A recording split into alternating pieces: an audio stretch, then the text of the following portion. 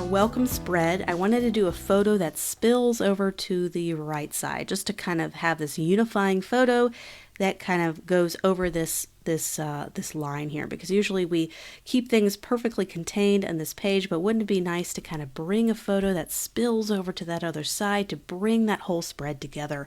So let's get our container and have our photo spread all the way across, maybe about that much. Toggle on our W so we can see. So we have this kind of cupcake here we want to bring in. So I'm going to bring in our cupcake photo. Right click, fitting. We've done this a lot of times already.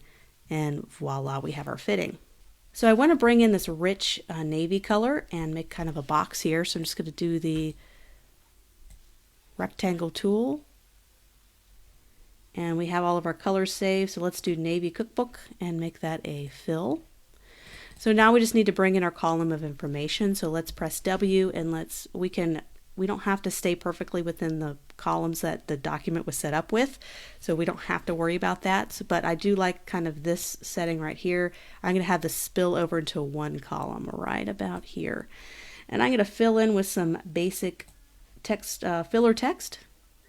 And let's see if we can't develop a really good paragraph style for this. So let's look. Right now we have Minion Pro. We don't have to stick with Minion Pro.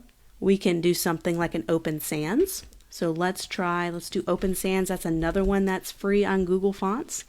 So let's do an Open Sans Regular. So Open Sans Regular for the body copy. And right now it's on 12 points, which is rather large. This is a nice welcome letter, so it's okay if it's a little large. But let's say we want to maybe bring that down a little bit, and let's add some spacing between the paragraphs. So we're going to go down to paragraph and do our space between paragraphs. Kind of stick to our 0.2 inches, and that's going to break it up for us. So let's change this to white and also shorten the letter. I don't think a letter should be that long. You don't want to ever overwhelm people with text. So I'd say a good letter length would be about this length for one single page. And let's make it white.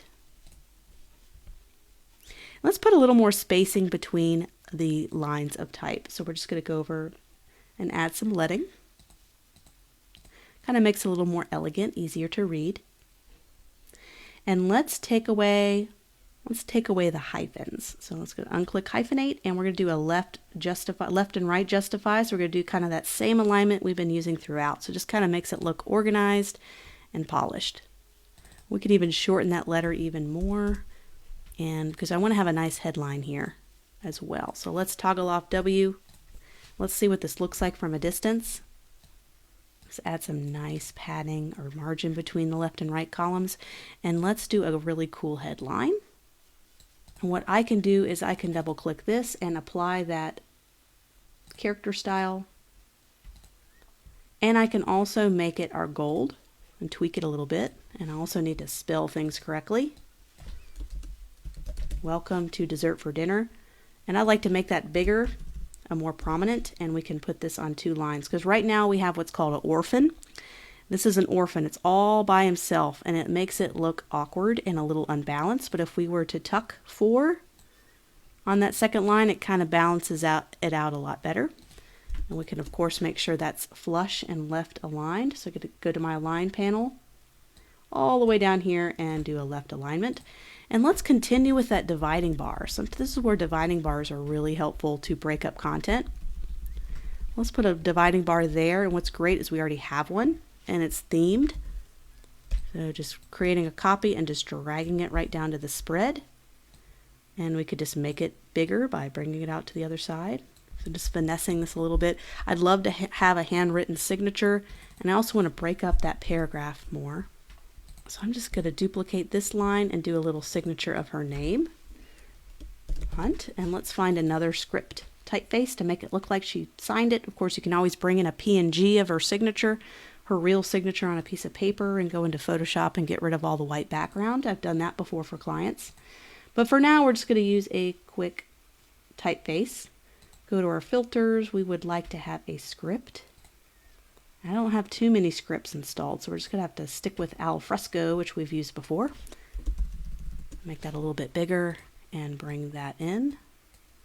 And I like to sometimes angle it to make it look like she signed it. So some people have a natural angle to their writing, just trying to make it look as realistic as possible, as much as we can. So there's kind of a signature. And what I think is missing is, let's make this a little bit bigger. And I almost wonder if welcome to and then dessert for dinner was on the second line. So you notice that change. When you have the second line longer than the first, it kind of has this natural flow to it, as opposed to having the first line be longer.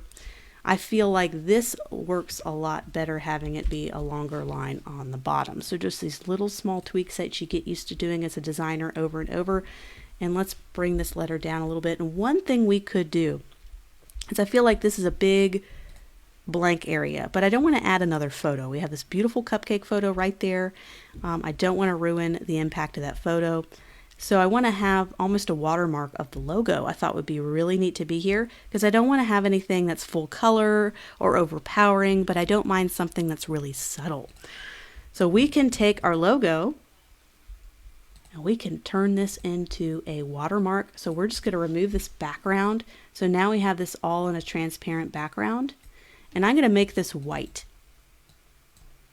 And I'm going to save this just like an EPS, just like we did the other one. And I'm going to make this watermark.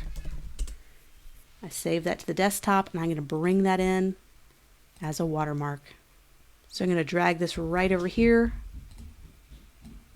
and bring that over as a watermark. We can reduce the transparency on here. We can right click, go to Effects, Transparency, and this is how you can reduce your layer transparency.